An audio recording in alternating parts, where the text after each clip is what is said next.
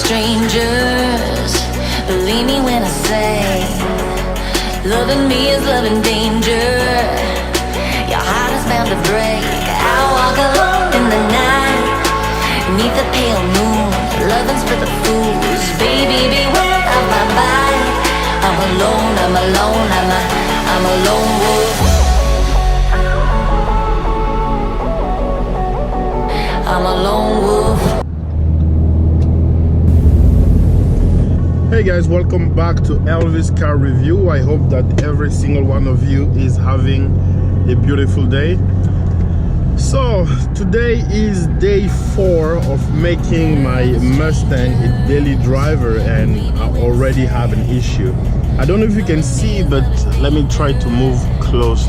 You will see there is a huge crack from here to there on the windshield. So I don't know how did this happen. I don't know if it was when I was driving to and back from Chicago, or I don't know if it happened recently. I didn't really pay attention to it until this morning when I woke up. So I called a couple of windshield repair shop, and they're all saying, oh, if it's more than the length of a dollar bill, they cannot fix it. So I'm going to one last shop right now, and if they tell me the same thing, that they cannot fix it, then I will have no other choice than to get a new windshield for my car. Unfortunately, I didn't select that option when I got my insurance, because it wasn't offered to me. And I reviewed the quote, because I called the insurance agent. He looked at my my record, and my insurance policy, and said that I didn't have glass coverage, and so they couldn't cover the repair for the car. This is an interesting sight, a minivan that's towing a Nissan Rogue. This is incredible. What is the towing capacity of this minivan? I believe they are V6, right? This is quite an incredible sight. A Dodge Caravan towing a Nissan Rogue. This is pretty. I'll have to look up the towing capacity of this minivan. So now that I told you about the windshield cracking, I actually compiled in my head just right now 3 reasons why I think it was a mistake for me making the Ecoboost Mustang my daily driver. Reason number 1, I hate the MBRP Race Exhaust. It sounds good and all, but the drone is just excruciating. I took the car recently in a 1,200 miles road trip. Like the first 200 miles were cool. Like I really liked the car. I was speeding and stuff like that.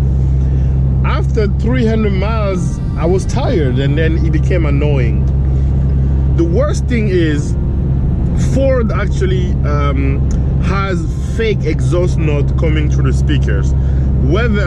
Regardless of if the radio is on or not, it has fake exhaust note coming out of the speakers. So if you combine the fake exhaust note from the speakers and the drone of the MBRP exhaust, it just gives you a headache.